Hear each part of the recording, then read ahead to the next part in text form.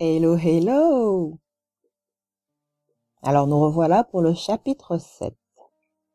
Avril, mai, juin s'écoulèrent sans apporter le moindre changement dans l'état de la jeune femme. Tous les matins, tous les soirs, Nicolas venait la faire manger, la nourrissait patiemment à la petite cuillère. La plupart du temps, elle ne lui adressait pas la parole, se contentant de le fixer avec défi tandis qu'il la forçait à avaler de la soupe ou de la purée.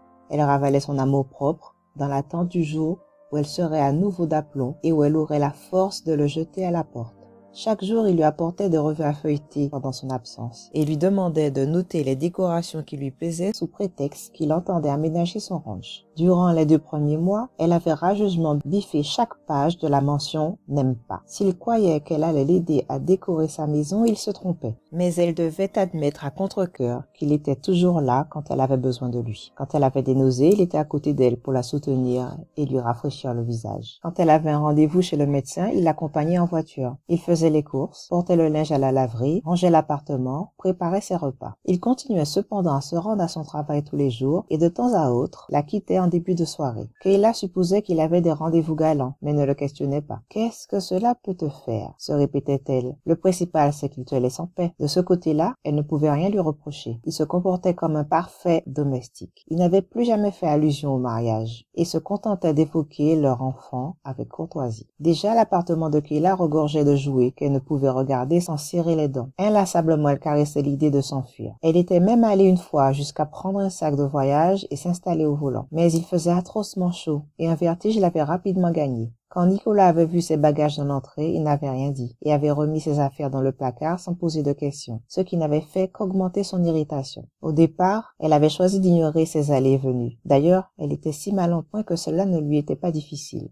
Mais au fur et à mesure que le temps passait, elle s'était surprise à l'observer tandis qu'il faisait la vaisselle et passait l'aspirateur. Il était toujours vêtu avec élégance et elle ne pouvait s'empêcher d'admirer son beau visage. Parfois, lorsqu'il s'approchait, elle sentait l'odeur fraîche de son après-rasage et le souvenir de Franklin la torturait à nouveau. Un soir, il s'assit dans un fauteuil près du lit et se mit à feuilleter un magazine hippique. Visiblement, il n'était pas pressé de partir. « Tu sais ce qu'un cheval doit manger pendant l'entraînement ?» demanda-t-il pour entamer la conversation. « Non. » « Pourquoi ne rentres-tu pas chez toi? Je n'en ai pas envie. » « Alors, à ton avis, que mange-t-il? »« Des sandwichs au jambon, » répondit-elle en s'absorbant dans son roman. « Pas du tout. Il lui faut du foin, du son et de l'avoine. As-tu une idée du poids d'une pouliche? »« 500 kilos, » répondit-elle machinalement, alors qu'elle n'avait pas l'intention de jouer à ces stupides devinettes. « Ah, fit-il, l'air surpris, comment le sais-tu? » C'est Doug qui me l'a appris, le jour où il m'a emmené à Hot Springs. En repensant à cette fameuse journée, une onde de douleur l'envahit, et elle feignit de se replonger dans sa lecture.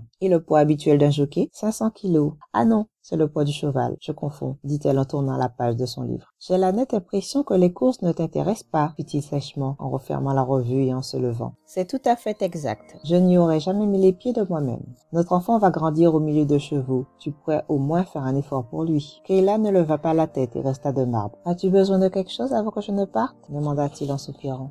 Non. Bon, alors à demain matin. Il se dirigeait déjà vers la porte. La jeune femme prit une profonde inspiration. Nicolas, appela-t-elle doucement. Oui?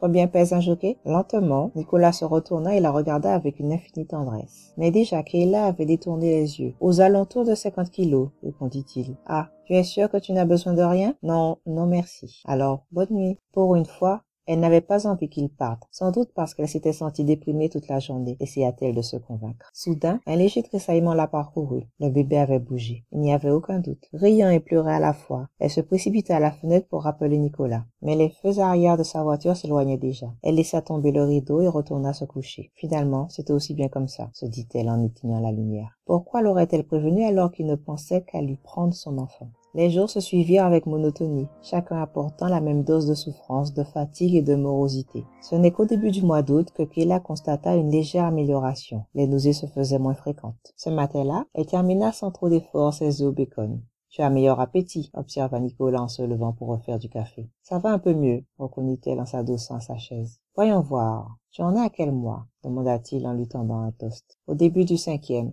Je n'ai plus faim, Nicolas. Allez, avec un peu de confiture de fraises. Je suis sûre que le bébé apprécie la confiture, insista-t-il en souriant. Si je continue à me gaver, je ne pourrai plus me lever, déclara-t-elle en lui rendant son sourire. C'est vrai que tu commences à t'arrondir. Oui, dit-elle en caressant son ventre légèrement rebondi. Va falloir que j'aille m'acheter des vêtements. Je ne rentre plus dans les miens. Préviens-moi que je te donne de l'argent. Le visage de la jeune femme s'assombrit. Je ne veux pas de ton argent. Je m'achèterai mes propres affaires. Non, répondit-il avec une tranquille assurance. Tu devrais le sentir bouger maintenant. Dans le livre sur la grossesse, ils disent que cela commence vers le 5e mois. Je l'ai senti. Quand? Exclama-t-il. Oh, il y a une quinzaine de jours, répliqua-t-elle en haussant les épaules. Et tu ne m'as rien dit. Non, je ne vois pas en quoi cela te concerne. Il la dévisagea avec incrédulité. Tu aurais quand même pu me prévenir. Je n'y ai pas pensé, mentit-elle. Les yeux de Nicolas se fixèrent sur son ventre. La prochaine fois, essaye d'y penser. Il vient juste de bouger, annonça-t-elle avec un nouveau haussement d'épaules. Vraiment, je peux? Demanda-t-il. Sans attendre la réponse, il posa la main sur son ventre. Il ne va peut-être pas recommencer tout de suite, le prévint-elle, en évitant son regard interrogateur. Ils restèrent immobiles quelques instants. Soudain, un sourire radieux illumina le visage de Nicolas. « Ça y est, je l'ai senti » exclama-t-il d'un air ravi. Kéla ne put s'empêcher de sourire de son excitation. « Je suis sûr qu'il va être costaud. »« Ça te fait mal » demanda-t-il avec sollicitude. « Non, pas pour l'instant, du moins. Dans quelques mois, s'il s'agite beaucoup, peut-être. Tu crois que c'est un garçon ? Je n'en sais rien. Pourquoi ? Tu n'aimerais pas une petite fille ? Ça m'est complètement égal, du moment que tu retrouves des couleurs et que le bébé arrive en bonne santé. Son regard chargé de tendresse croisa celui de Kéla, et pendant un moment elle oublia sa rancune. « S'il te plaît, Nicolas, ne m'enlève pas mon enfant, supplia-t-elle. Tu en auras d'autres, laisse-moi celui-là. Ne me demande pas ça. Je ne veux pas te faire de la peine, mais je tiens autant à ce bébé que toi. Je serais un être méprisable si je le laissais grandir sans moi. Tout ce que je veux, c'est que tu le partages avec moi, plaida-t-il. Ne m'empêche pas de m'en occuper.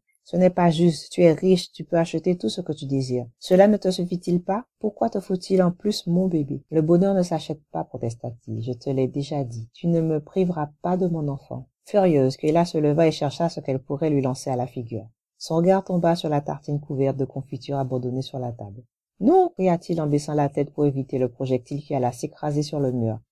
Raté. Eh bien, prends ça, hurla-t-elle folle de rage, en vidant le pot de confiture sur sa chemise blanche avant de tourner les talons. La maternité ne t'arrange pas le caractère, on dirait, dit-il avec amusement. Elle est vraiment bonne, fit-il en ramassant un peu de confiture sur son doigt et en la dégustant. Je comprends que le bébé en raffole. Kéla se retourna et lui jeta un regard glacial avant de sortir de la cuisine. Le lendemain matin, Nicolas était en train de s'affairer quand elle entra dans la cuisine. Depuis la veille, elle ne lui avait pas adressé la parole et avait feint de l'ignorer pendant toute la soirée. « Qu'est-ce que tu veux manger ce matin ?» demanda-t-il. « Des œufs au bacon, répondit-elle en s'installant, et des toasts. Tu ne pourras pas avoir les deux. Pourquoi ? Parce qu'il n'y a pas assez de pain pour les œufs et pour les tartines. Mais quoi ? Je peux te faire des crêpes, proposa-t-il.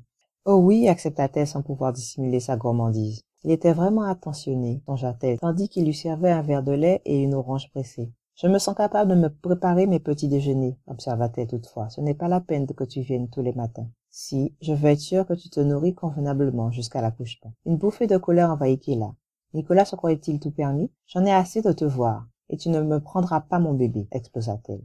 Je trouverai un moyen, et je ne veux pas de lait, je veux du café. Tu n'auras pas de café tant que tu n'auras pas bu ton lait, répondit-il patiemment. Tu me fais la même scène chaque matin. Pourtant tu sais que tu dois boire du lait pour le bébé. Kéla tapa sur la table. Elle avait parfaitement conscience que son attitude était puérile, mais Nicolas avait le don de lui faire perdre toute maîtrise d'elle-même. « Tu veux combien d'œufs » interrogea-t-il calmement en se tournant vers la cuisinière. Elle garda un silence boudeur. « 2, ça ira ? Tu as bien dormi cette nuit ?»« Non, j'avais trop chaud, » répondit-elle, maussade, en buvant son jus d'orange. « Ça ne m'étonne pas. La climatisation ne marche pas bien. Je vais téléphoner à ton propriétaire. » À ce mot, la jeune femme sursauta presque. « Mon Dieu, cela fait des mois que je n'ai pas payé mon loyer, » réalisa-t-elle soudain. « J'étais si mal que ça m'est complètement sorti de l'esprit. J'ai de la chance qu'on ne m'ait pas expulsée. Comment avait-elle pu oublier une chose pareille ? D'ailleurs, réfléchit-elle, elle n'avait réglé aucune facture depuis qu'elle était malade. « Je m'en suis occupée, » annonça tranquillement Nicolas. « Quoi ?» Elle posa son verre et le dévisagea avec incrédulité. « J'ai réglé ton loyer. »« Tiens, en voilà déjà un, » dit-il en lui tendant un œuf au plat. « De quel droit te mêles-tu de mes affaires ? Écoute, on ne va pas se disputer pour ça. Ça m'est paru normal de m'en occuper pendant que tu étais au lit à cause de mon enfant. Si cela te dérange, tu me rembourseras plus tard. J'y compte bien, tu me feras une liste détaillée de ce que tu as payé, y compris les notes d'épicerie. D'accord, je demanderai à Paula de l'établir et de te l'apporter. Maintenant mange. Ne m'envoie pas Paula, je ne veux plus voir cette traîtresse, grommela-t-elle entre deux bouchées. Fais-le toi-même. Je croyais que tu ne voulais plus me voir non plus, plaisanta-t-il. Kayla se contenta de lui lancer un regard noir de colère. S'il s'attendait à ce qu'elle réagisse à ses provocations, il se trompait lourdement. Elle resterait imperturbable, décida-t-elle. Bon, changeons de sujet, dit-il, conciliant. Puisque tu te sens mieux, tu pourrais m'accompagner au ranch ce soir. Il faut que je surveille les travaux. Je n'irai nulle part avec toi. Pourtant, cela te ferait du bien de t'aérer un peu. Tu es resté enfermé depuis des semaines, et je ne vois pas quelle différence ça fait que tu me vois ici ou au ranch. C'était tentant, admit la jeune femme intérieurement. Il y avait si longtemps qu'elle n'était pas sortie de chez elle. D'accord, céda-t-elle, mais je ne veux pas rentrer trop tard. C'est promis, dit-il avec un sourire radieux. On s'arrêtera pour dîner en chemin. Et comme tu n'as plus besoin de me cacher, j'espère que ce sera un restaurant suffisamment éclairé pour lire la carte. Pourtant, la pénombre était bien commode et agréable, murmura-t-il d'un air complice. Kayla ne put s'empêcher de rougir. C'était la première fois qu'il évoquait leur passé depuis leur dispute au motel. « Je voudrais que tu rencontres mes parents un de ces jours, » reprit-il d'un ton décidé. « Certainement pas, » exclamait-elle avec force. « Pourquoi ? Parce que cela ne rime à rien. Tu leur as déjà parlé du bébé? Non, ils sont encore à l'étranger, mais je le ferai dès leur retour. Ils souhaiteront te connaître, conclut-il calmement. Je serais trop gêné, bien que... Ils ont peut-être l'habitude. Combien de mères leur as-tu présenté jusqu'à présent? Ne sois pas ridicule. As-tu prévenu ta tante? Sa tante était la seule famille qui lui restait. C'était elle qui l'avait élevée après la mort de ses parents, alors qu'elle n'avait que 8 ans. Non. Je ne sais pas si je le ferai, je ne l'ai pas vue depuis des années. J'aurais dû faire attention, se reprocha-t-elle en regardant son ventre. Mais comment aurait-elle pu prévoir? Elle était tellement convaincue que Franklin l'épouserait. Et toi, pourquoi n'as-tu pas pris de précautions? Demanda-t-elle avec irritation. Je pensais que tu t'en chargeais, répondit-il avec un haussement d'épaule. Tu aurais pu t'en assurer au moins. Ça m'était complètement égal. À l'époque, tu me considérais différemment et je comptais bien t'épouser. Est-ce que tu te comportes comme ça avec toutes les femmes? Non seulement avec toi, reconnut-il tristement. Il paraissait si sincère qu'elle en eut le cœur serré. Pourquoi m'as-tu menti? Interrogea-t-elle avec amertume. Je te l'ai expliqué, fit-il impatiemment. C'était une plaisanterie, une idée qui m'a traversé l'esprit, ça ne sert à rien de revenir là-dessus. Je ne peux pas changer le passé, je ne peux qu'attendre que tu m'aies pardonné, ajouta-t-il en la regardant dans les yeux. Je suis désolé, mais je n'y arrive pas. Enfin, plus exactement, je t'ai pardonné, mais je ne peux pas oublier. Je sais, dit-il d'une voix brisée. Mais maintenant, il y a le bébé et... Kayla attendit la suite suspendue à ses lèvres. Si seulement il lui répétait qu'il l'aimait et qu'il voulait l'épouser. Mais il n'acheva pas sa phrase et se leva pour prendre sa veste. Le peu d'affection qu'il nourrissait à son égard avait sans doute disparu au cours de ces dernières semaines. C'était aussi bien comme ça, tenta-t-elle de se persuader. À ce soir, dit-il avec un soupir de lassitude. Téléphone-moi si tu as besoin de quelque chose. Elle tourna la tête pour ne pas le voir partir. Pendant un instant, la folle envie de se jeter dans ses bras, de se blottir contre lui avait failli l'emporter. Elle avait tant besoin de se sentir protégée, aimée. Bien sûr, Nicolas s'occupait parfaitement d'elle, était très attentionné, mais cela ne suffisait pas. La gorge serrée, elle songea que jamais elle n'obtiendrait la tendresse dont elle manquait tant. Franklin, lui, aurait su la lui procurer, mais pas Nicolas. Elle ne pouvait pas faire confiance à Nicolas. C'était uniquement à cause du bébé qu'il se préoccupait d'elle. Elle était même certaine que, si elle n'avait pas été enceinte, elle ne l'aurait jamais revu. Il l'avait demandé en mariage pour assumer ses responsabilités, pas par amour. Parfois, quand elle se représentait l'avenir, une sourde inquiétude la gagnait. Avait-elle eu raison de refuser sa proposition? Il n'était pas facile de lever un enfant toute seule, et Nicolas était bien capable de mettre ses menaces à exécution et de se battre par tous les moyens pour en obtenir la garde. Que devait-elle faire? Avec amour, elle caressa son ventre arrondi. Déjà, elle aimait à la folie ce petit être qu'elle portait. De quel droit voulait-il la séparer de ce qu'elle possédait de plus précieux au monde? Quitte à se ruiner en frais d'avocat, elle lutterait jusqu'au bout, se dit-elle avec détermination. Mais une petite voix au fond d'elle-même lui soufflait et n'avait aucune chance de gagner face à un adversaire aussi puissant. Pour se changer les idées, elle décida de se préparer et d'aller faire des courses. Acheter de la layette lui remonterait le moral, du moins, il fallait l'espérer. La foule se pressait dans le magasin, et il y régnait une chaleur étouffante. Rapidement, la jeune femme fut épuisée. Elle avait présumé de ses forces, mais maintenant qu'elle était là, autant profiter des soldes, se dit-elle avec résignation. Sans parvenir à faire son choix, elle irait dans les rayons de vêtements pour nourrissons. Aurait-il les yeux gris de son père? Demanda-t-elle tout en fouillant sans entrain dans l'étalage. Excusez-moi, fit-elle, comme elle marchait sur le pied de son voisin. Qu'est-ce que tu fais là? Interrogea-t-elle sèchement en découvrant Nicolas. J'achète un berceau pour mon bébé, répondit-il d'un air dégagé. Un berceau. C'est inutile, d'abord parce que j'en ai acheté un, et ensuite parce qu'il ne dormira pas sous ton toit. Je n'ai pas l'intention de discuter avec toi, décréta-t-il d'un ton sans appel.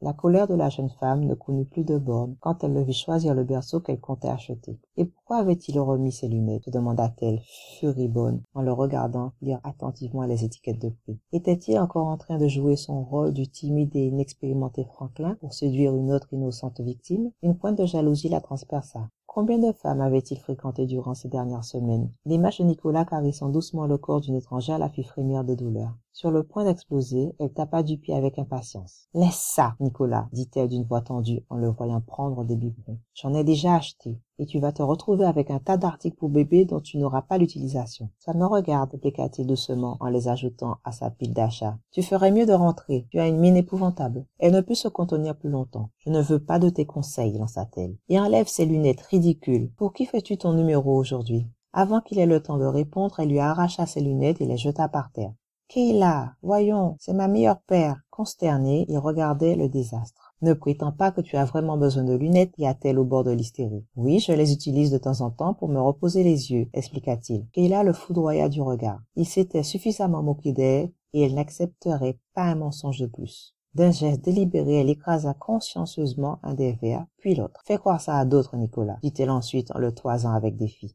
Ça alors, ça dépasse les mesures, s'exclama-t-il. Un peu apaisé par sa vengeance, Kayla quitta le magasin, laissant Nicolas et la vendeuse déconcertés contempler les morceaux de verre qui jonchaient le sol. En arrivant à son appartement, la jeune femme était à nouveau ulcérée. Comment avait-elle pu rêver d'une réconciliation ce matin même? Les paquets qui l'attendaient dans le salon ne la calmèrent pas, bien au contraire. Avec irritation, elle déchira les emballages, ne jetant qu'un coup d'œil aux vêtements à la mode que Nicolas avait achetés à son intention. Son attitude condescendante la mettait hors d'elle. Fermement décidée à ne pas se laisser entretenir, elle rassembla les cartons, et malgré son épuisement, elle les porta jusqu'à sa voiture. Puis, elle retourna au magasin. Après avoir rendu la coûteuse garde-robe et donné pour instruction de rembourser Nicolas, elle se rendit à sa banque et tira de l'argent pour pouvoir payer ses dettes. Sur le trajet du retour, elle s'arrêta pour faire l'acquisition de pantalons et de 2 robes à bas prix pour s'habiller pendant les mois à venir. Et c'est à bout de force, mais satisfaite, qu'elle rentra chez elle. À nouveau, elle ne dépendait de personne.